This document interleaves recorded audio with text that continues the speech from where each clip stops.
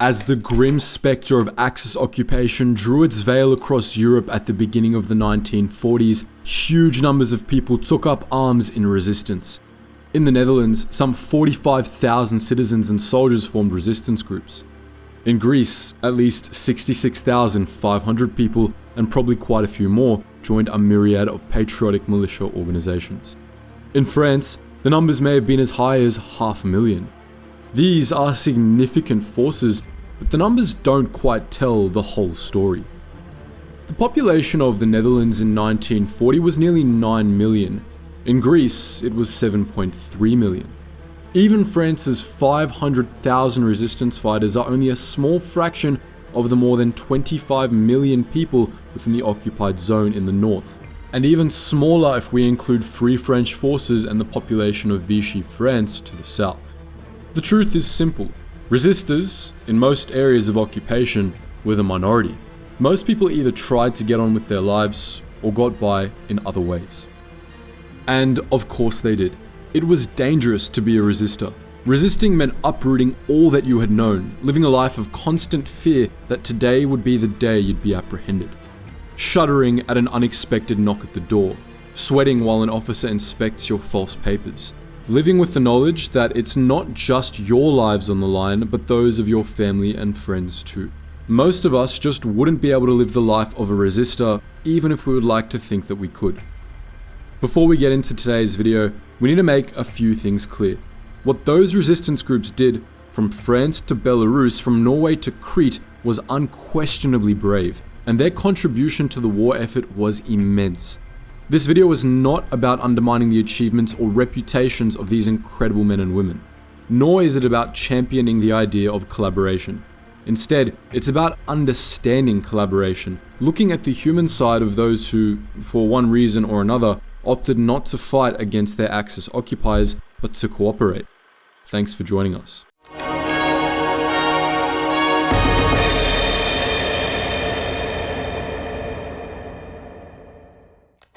France in World War II was not one, but three. The Free French government in exile, the occupied zone Nord, and Vichy France in the central and southwest areas of the country. In Vichy, statesman and World War I Chief of Staff Philippe Pétain replaced the familiar liberté, égalité, fraternité with travail, famille, patrie, or work, family, fatherland. Vichy troops fired upon Allied forces in North Africa during Operation Torch, and the country was a collaborationist puppet state under the aegis of Nazi Germany. The Vichy government was formed with collaboration at its core, immediately adding a new dimension to the idea of resistor versus collaborator. But there were other collaborators too in the occupied north, individual collaborators who worked with the Nazi regime. While high-profile collaborators like Joseph Darnand, Robert Brassillac, and Marcel Dier defected to Vichy, thousands of those left behind in the north collaborated too, offering commercial, military, administrative, or sexual services to the occupiers. While some would have felt an ideological connection with the Nazis, many collaborated simply as a way to make life more tolerable under the German yoke. Of course, there were false accusations of collaboration too. Author Anne Ma recounts a tale she uncovered while researching a novel of a woman in Toulouse who made the mistake of speaking with a German soldier through her open window. In front of her young daughter, the woman was stripped by an angry mob, had her head shaved, and was dragged through the town. Other accused collaborators, according to Ma, had in fact been victims of rape by German soldiers, while others were the targets of personal revenge, framed and falsely accused. When your name gets passed down through the generations, entering the common lexicon, you know you've made your mark on history. However, this isn't always a good thing. The noun Kissling essentially means traitor or a person who betrays their own country by aiding an invading enemy. This is the semantic legacy of Vidkun Quisling, who led Norway during the Second World War. Vidkun Quisling wasn't a reluctant collaborator seeking to sustain his country at a time of trouble. He was known to be a Nazi sympathizer. While Quisling had served as defense minister in the early 1930s, his political career was floundering as his far-right views saw him sidelined from the Norwegian political mainstream. As Foye, essentially Führer, leader of the National Gathering, he presented lectures on the Jewish problem in Norway and actively thanked Hitler for saving Europe from Bolshevism and Jewish domination. When Germany invaded, he attempted the world's first radio broadcasted coup, which failed as the Germans administered Norway themselves.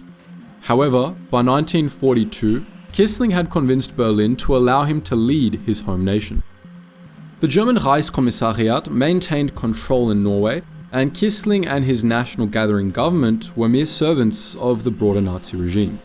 Indeed, higher-ranking Nazis had little time for Quisling. After a meeting in Berlin in 1942, Joseph Goebbels remarked that it was unlikely Quisling could ever make a great statesman. But Quisling was far from the only collaborator. An SS ski battalion made up of Norwegian volunteers served on the Eastern Front.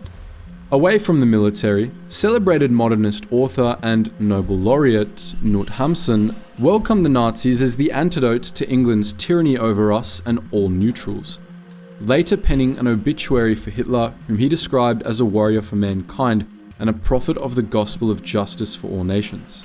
This should come as no surprise, however. Hamsun, who was 81 at the time of the invasion, had already been spouting racist rhetoric for at least half a century. The fact that Hamsun's work, particularly Sult, or Hunger, remained part of the Norwegian literary canon partly explains the country's awkward relationship with Nazi occupation in the years following the war, although it should be said that large numbers of Norwegians did resist the Nazi regime.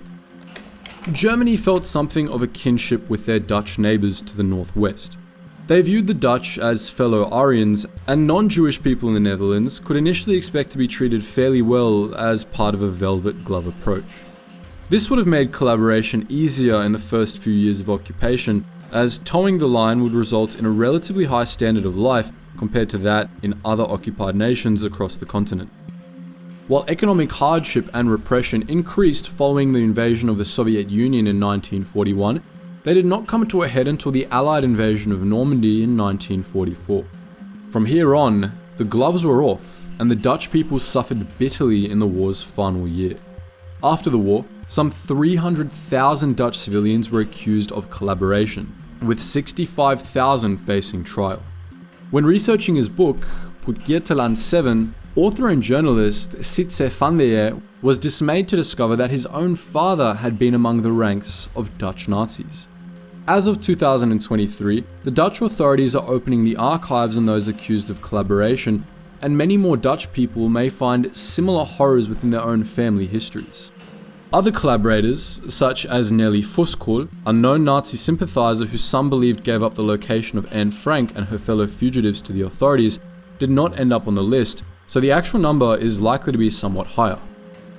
The focal point for Dutch collaboration during the war was Anton Mussert, leader of the National Socialist movement in the Netherlands and a trusted ally of the German High Command.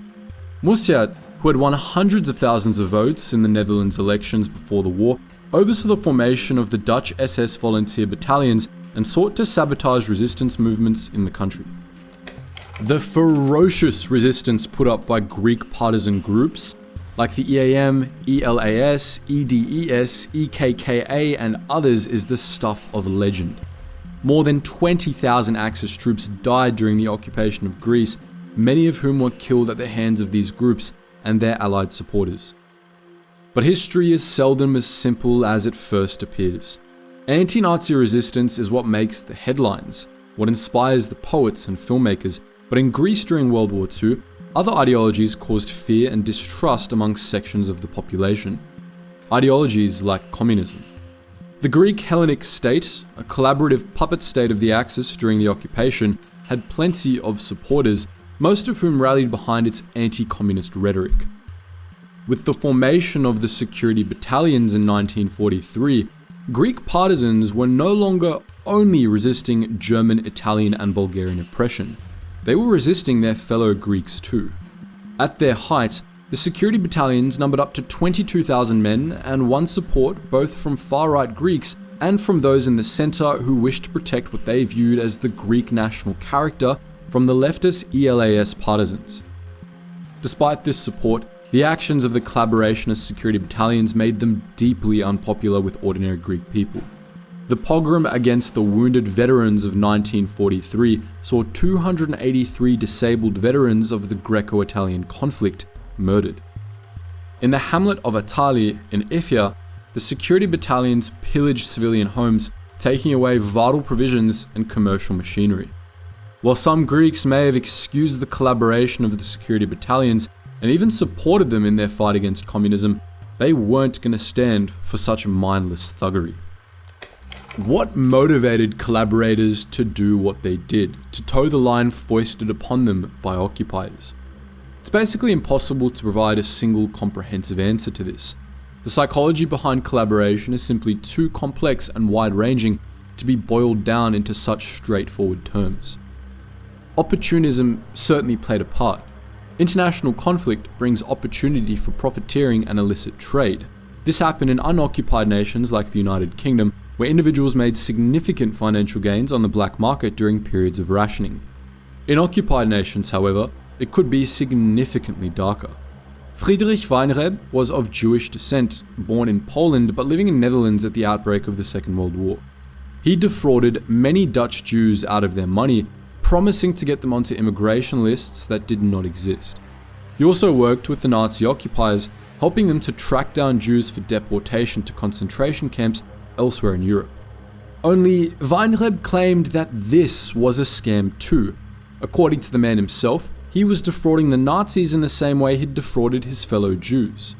Weinreb would claim to be a hero after the war, delivering the Jewish peoples of the Netherlands from the Nazi oppressors, although it seems likely that many perished due to this wartime profiteering. Ideology would also have been a key driver for some. We've seen the SS volunteers from Norway and the Netherlands, and we've also heard about those who defected to Vichy France. And then there are the anti-communists in Greece and elsewhere who ended up supporting collaborationist governments to rid their country of those elements. Anti-Semitism was already rife in France before the war, and many of the non-Jewish population would have been quite sympathetic to the Nazi cause. It's a lot easier to go along with the whims of an occupying force when you already agree with those whims. But probably the biggest factor was fear. 730 people were executed in France's occupied zone between September 1941 and October 1943 alone. Some 250 were executed at Vaals-Doppervlakte near The Hague in the Netherlands. Even those not at risk of death would have experienced terrible persecution and threats to their family members and loved ones. When it comes to making such a stark choice, resist the occupiers or keep quiet and protect your family, the majority of people would probably choose the latter. Some would even go further, actively aiding and abetting the occupying forces, terrified of what might happen if they strayed. For all the collaborators who remained within occupied territories, the impact on their lives may have initially been positive. Working with the occupying authorities would have reduced the risk to their personal safety, and they may even have received perks and advantages from Axis forces. Commercial contracts, career advancement, increased political power, and other benefits may have been bestowed on those who agreed to go along with the invaders. They lived dual lives, working with and living amongst their compatriots while also working against them by aligning with the enemy forces. While armed militant groups like the Maquis in France or the multitude of resistance organizations in Greece did pose a threat to those who worked with the Axis forces, it was those Axis forces themselves that represented the biggest danger. Staying on side would have been beneficial, at least at first. This protection was only temporary, however. Resentment and hatred would have festered during occupation, and known collaborators became targets for future retribution. As feelings hardened toward occupiers in the face of intensifying oppression, the clock began to tick down for those who collaborated. When the Axis forces were pushed back from 1944 onwards, a period of retribution began. Whether it was ideology, opportunism, or simply fear that drove collaborators, the short-term gains would swiftly be reversed as the war came to an end. Across Europe, occupied nations sought to reaffirm their national identity after the trauma of World War II, and this meant retribution against perceived enemies, including enemies from within. France had been split in half by Nazi occupation and Vichy collaboration, and her process of retribution and conciliation would be long and drawn out as a result. Jean-Pierre Esteva, who had served as resident general of France in Tunisia, was the first to be tried, receiving a life sentence on March 15, 1945, before the war was even over. Pétain himself probably the highest profile of all the accused, was tried between July 23rd and August 15th, 1945.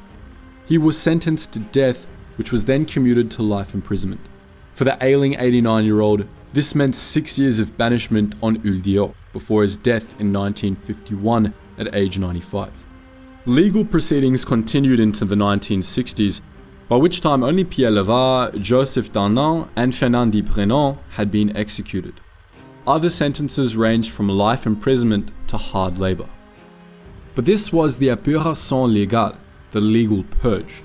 Before this came the épuration sauvage, the wild purge in which the French people had their unofficial and barely controlled revenge. Women accused of having intimate relations with German troops, known informally as horizontal collaboration, had their heads shaved.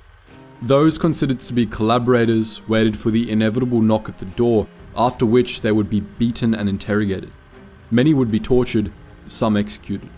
As many as 105,000 may have perished during the épuration sauvage, and this outpouring of bloody revenge undoubtedly claimed a number of innocent lives as personal grievances and human emotion got caught up in the process of rooting out collaborators. The government of the National Samling, the Norwegian fascist party, was illegitimate. This was the view of Norway's government in exile, which saw out the war in London. All who served the National Samling and their Nazi friends were, as a result, guilty of treason and must be punished. And yet, a nationwide explosion of lynchings and retribution would be in no one's interest. As the war drew to a close, the Mi-Law resistance joined forces with specially trained police units in arresting those suspected of collaboration. If Norway was going to rebuild after years of occupation, it would need to begin this process in a civilized and restrained manner. In the days following Norway's official liberation on May 8, 1945, almost 29,000 people were arrested. Up to 6,000 remained in custody in 1946. What to do with the most prominent collaborators was a major point of contention in the new Norway. Those who advocated leniency were called, disparagingly, the Silk Front. Those who wanted to see the traitors hanged were given the similarly derogatory name, the Ice Front. In the end, only 200 death sentences were recommended for the crime of treason, only 30 were passed down, and only 25 were actually carried out.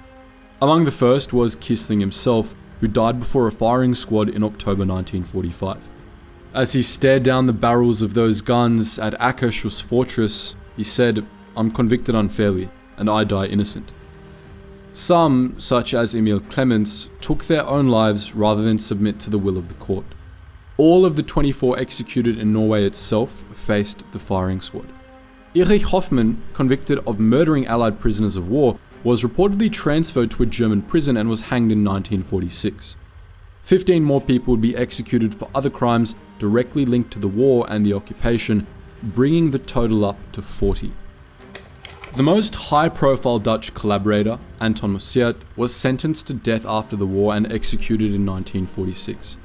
But Mussert was far from the only person to experience retributions. Lynchings were reported across the Netherlands as accused collaborators were condemned without trial in many cases. Surviving Dutch SS volunteers were arrested, and unconfirmed reports suggest that some were even used to clear minefields. More official proceedings were brought against many of those accused of collaboration, resulting in lengthy detentions for anyone found guilty of treason. The scars of German occupation in the Netherlands would take decades to heal. The situation in Greece was a more complex one. Nationalist, anti-fascist, and pro-communist groups embarked on campaigns of resistance throughout the war, and this included retribution against those accused of collaboration. General sentiment toward the security battalions was negative, and there was a real desire to even the score, even before liberation. A major flashpoint was the Battle of Maligalas in 1944, when the ELAS took on the security battalions and won. At least 700 battalionists were killed, while other sources suggest as many as 2,000 died in the fighting and during the reprisals and summary executions that followed. Politicians like Hector Tseronikos and Yorgos Tsolakoiou, who had collaborated with the Nazis at the head of the Hellenic state, were arrested and sentenced to death after the war, but neither sentence was carried out. In fact, the comparatively lenient treatment received by those accused of collaboration compared to the brutal treatment of leftists, only served to stoke the fires of resentment and outrage. This was one of the factors, among many others, that led to the bloody civil war that tore Greece apart from 1946 to 1949. In most of the occupied territories, retribution took two distinct forms. There was legal, official, government-backed retribution, and then there was spontaneous, extrajudicial citizen retribution. The governments of these former victims of Nazi occupation were in no doubt that retribution needed to happen, and yet they understood that fairness and justice must be at the core of these actions. The occupiers had acted with brutality and inhumanity in many occupied countries, but the resulting punishments had to be the opposite of this. But there was a practical aspect to this too. As we discussed right at the beginning of this video, resistors were in the minority. Most people remained quiet, and many went along with the occupiers to one extent or another. If countries were able to recover and move forward, efforts must be made to bridge these divides and heal the rifts between collaborators and resistors and those who walked the fine line between. The fact that comparatively few official executions were carried out, 40 in Norway and only 3 in France, demonstrates the restraint shown by governments in the post-war period. Even in Germany, the ongoing pursuit of war criminals caused social consternation among people who now wanted to look forward to a better future.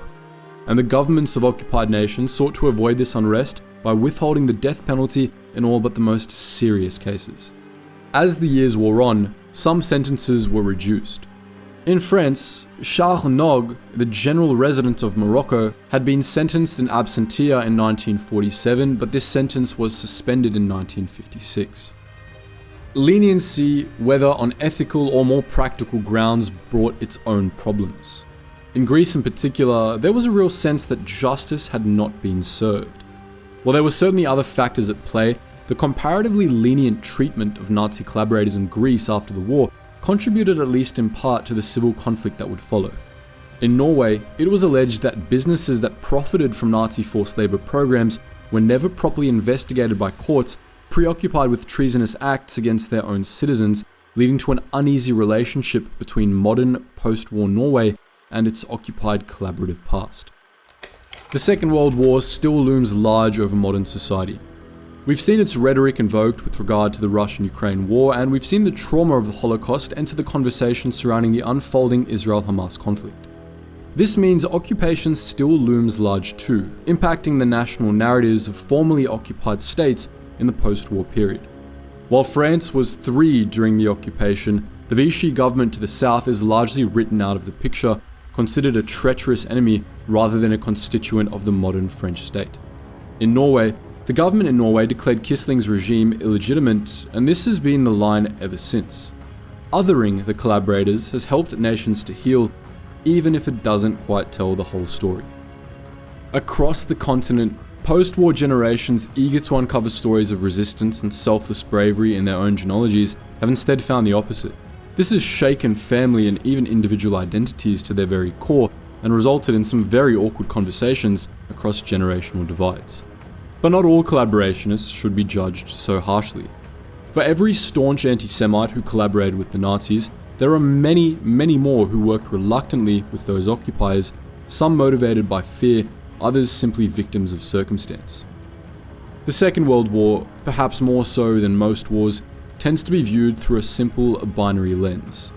There were the goodies, the British, the Americans, the brave resistors of the Maquis and other armed movements across the world. And then there were the baddies, the Nazis, the fascists, the Imperial Japanese, the collaborators. Depending on your view of the subsequent Cold War, the Soviets may be placed on either side of this divide. But of course, the truth is far, far more complex than this. During the chaos that was the greatest conflict the world has ever seen, moral and ethical concerns would have become blurred and a desperate survival instinct would have taken over. For thousands of people in occupied nations, it was this aspect, survival, that was the biggest motivator. For many, collaboration would not have been a choice, it would have been the only way to stay alive. But what do you think? Were collaborationists dealt with too harshly or too leniently after the war? How has the legacy of occupation, resistance, and collaboration shaped the history of Europe in the last 8 decades? Let us know in the comments section below, and as always guys, thank you so much for watching and I hope you learned something new.